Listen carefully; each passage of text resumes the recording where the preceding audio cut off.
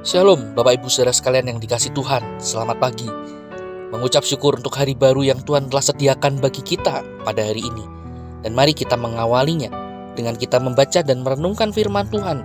Bersama-sama mari kita berdoa. Bapa, kami mengucap syukur untuk segala kebaikan-Mu di dalam kehidupan kami, sehingga kami boleh ada sebagaimana kami ada saat ini. Tangan kasih-Mu lah yang menopang hidup kami. Dan oleh karena itu kami sungguh bersyukur di hadapan-Mu Tuhan. Tuhan, saat ini kami hendak membaca, merenungkan firman-Mu. Biarlah firman yang kami baca boleh mengakar, bertumbuh, dan berbuah di dalam kehidupan kami. Sehingga nama Tuhan boleh dipermuliakan di dalam kehidupan setiap anak-anak-Mu. Tuhan tolong kami menyerahkan waktu di depan ini di dalam nama Tuhan Yesus. Amin. Saudara sekalian yang dikasih Tuhan, pada pagi ini kita bersama-sama akan merenungkan dari Injil Matius pasal yang ke-23 ayat yang pertama sampai dengan ayat yang ke-12. Namun saya ingin mengajak saudara memperhatikan ayat yang pertama sampai dengan ayat yang keempat. Demikian firman Tuhan. Maka berkatalah Yesus kepada orang banyak dan kepada murid-muridnya, katanya, ahli-ahli Taurat dan orang-orang Farisi telah menduduki kursi Musa. Sebab itu turutilah dan lakukanlah segala sesuatu yang mereka ajarkan kepadamu.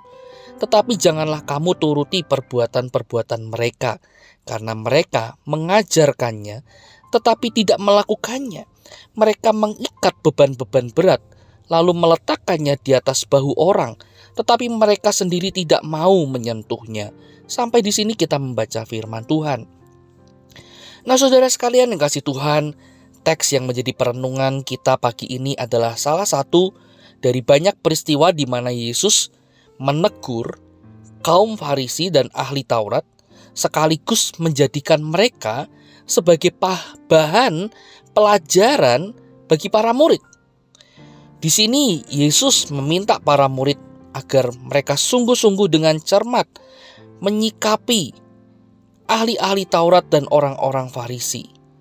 Nah, saudara, sesungguhnya apa yang terjadi? Saudara, saya ingin ajak saudara untuk mempelajarinya. Yang pertama, kita akan melihat tentang orang Farisi. Nah, saudara, nama Farisi sendiri berasal dari kata pares, yang artinya disisihkan atau diasingkan untuk dikuduskan. Nah, jadi orang Farisi adalah orang yang dikuduskan untuk mereka menerima Taurat dan memeliharanya dengan sangat ketat. Tetapi mereka hanya mementingkan upacara atau kegiatan agama secara lahiriah. Mereka akhirnya menjadi sombong. Mereka suka disanjung dan suka dihormati orang lain. Bahkan ada yang mengatakan, mereka berkata, jika ada dua orang yang naik ke surga, salah satunya pasti adalah orang Farisi. Wah, begitu congkak sekali mereka. Yang kedua, kita melihat ahli Taurat. Saudara, ahli Taurat adalah orang-orang yang punya otoritas untuk menerjemahkan, untuk menafsirkan, dan untuk mengajarkan Taurat Tuhan. Tentu saja, kalau mereka punya otoritas yang seperti ini, mereka punya kedudukan yang sangat penting di mata masyarakat. Mereka sangat disegani, dihormati. Mereka punya pengaruh yang kuat. Tetapi saudara, mereka hanya berhenti pada menafsirkan, mengajarkan Taurat sesuai dengan keinginan mereka sendiri. Sedangkan mereka tidak suka melakukannya. Inilah yang dikecam oleh Tuhan Yesus. Jadi di sini Tuhan Yesus meminta para murid, mereka harus berhati-hati kepada kedua golongan ini. Karena mereka memang mengajarkan hal-hal yang baik, hal-hal yang mulia. Tetapi perilaku mereka, kedua golongan ini, tidak sejalan dengan pengajaran mereka. Oleh sebab itu Tuhan Yesus mengatakan ikuti ajaran mereka. Tetapi tingkah laku mereka, perilaku mereka, jangan engkau ikuti. Yesus tahu saudara tentang bagaimana bahaya kemunafikan ini. Saudara, oleh karena itu Tuhan Yesus menasihati para murid, termasuk kita saat ini, untuk kita tidak berperilaku seperti itu. Yesus tidak mau orang banyak dikorbankan dijadikan objek tipuan belaka oleh orang-orang Farisi dan ahli-ahli Taurat. Nah, saudara sekalian kasih Tuhan, hal ini pun sekali lagi hendaknya menjadi perhatian kita. Memang saat ini kita tidak berhadapan dengan golongan Farisi atau ahli-ahli Taurat. Namun kemunafikan iman dan bahayanya tetap dekat di dalam kehidupan kita. Oleh karena itu, saudara, biarlah kita terus sadar, kita terus diingatkan bahwa penting memang mempelajari firman Tuhan, mendalami firman Tuhan. Tetapi kita perlu sadar, kita perlu diingatkan bahwa ketika kita melakukannya, itu bukan hanya untuk sekedar mendapatkan pengetahuan, sekedar untuk mendapatkan informasi, melainkan yang tidak kalah pentingnya adalah bagaimana ketika kita membaca, ketika kita merenungkan, mendalami firman Tuhan, itu menolong hidup kita, mengubah hati kita, menjaga hati kita untuk tetap apa? Tetap bertumbuh dan berbuah di dalam melakukan firman yang kita pelajari.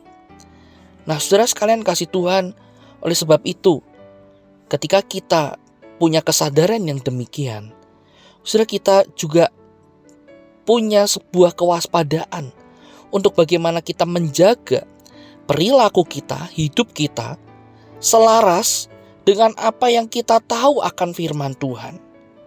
Dan kita mendasari bahwa segala sesuatu yang kita lakukan termasuk aktivitas pelayanan, aktivitas rohani kita, saudara, semuanya itu bukan hanya untuk mendapatkan pengakuan, mendapatkan pujian dari orang lain, tetapi kita mendasarkannya karena kasih Kristus, karena firman Tuhan yang telah kita pelajari itu.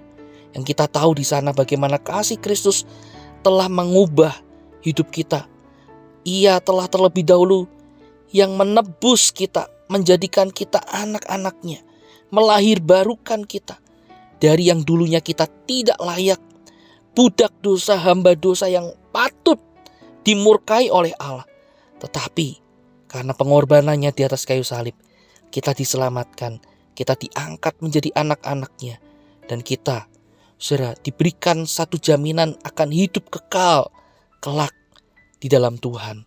Oleh karena itu, mari saudara, kita jaga hati kita, hidup kita, agar apa yang kita tahu akan firman Tuhan itu boleh selaras di dalam kehidupan kita, sejalan dengan hidup kita.